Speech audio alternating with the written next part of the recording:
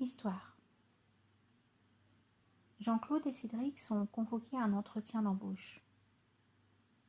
Quelque temps plus tard, un courrier adressé à leur domicile respectif les informe qu'ils ne sont pas retenus.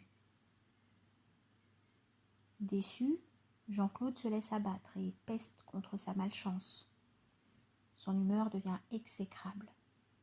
Sa réaction excessive déclenche une dispute avec sa femme.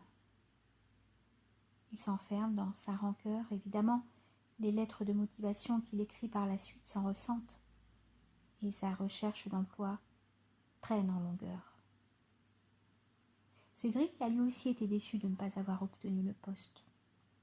Après un moment de découragement, il essaye d'en comprendre les raisons. Il passe en revue son entretien, il identifie ses points faibles, réfléchit à la façon dont il pourra les améliorer. Bref, toute son énergie est centrée sur les leçons à tirer de cet échec. Peu à peu, il reprend confiance et renvoie des lettres plus toniques et plus dynamiques. A-t-il besoin de préciser lequel des deux a trouvé un emploi le premier ? À chacun de nous de savoir déceler l'aspect positif d'un échec. Résultat. Tôt ou tard, on est ce que l'on a fait.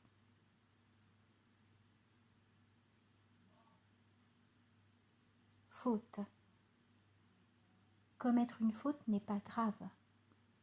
Ce qui l'est davantage, c'est de ne pas la corriger. Cause et effet. Ne pas perdre de vue que les mêmes causes produisent toujours les mêmes effets. Si nos comportements ne changent pas, les résultats ne changeront pas non plus. Ce qui est difficile. Changer n'est pas difficile. C'est décider de changer qu'il l'est. Ascension. Vouloir changer s'apparente à l'ascension d'une montagne. Les premiers sentiers escarpés paraissent les plus durs et les plus fatigants. Pourtant, au fil de la progression, on réalise que le chemin n'est pas aussi difficile qu'on le pensait. Dès que l'on prend un peu de hauteur, on découvre avec stupeur que ce n'est pas l'ascension qui était ardue, mais l'idée que l'on s'en faisait. Et fort de cette découverte, qui est une victoire sur soi-même, on progresse de plus belle. Les perspectives offertes sont alors si grandes, les paysages si beaux, que l'on n'imagine plus revenir en arrière. Un geste pour l'environnement.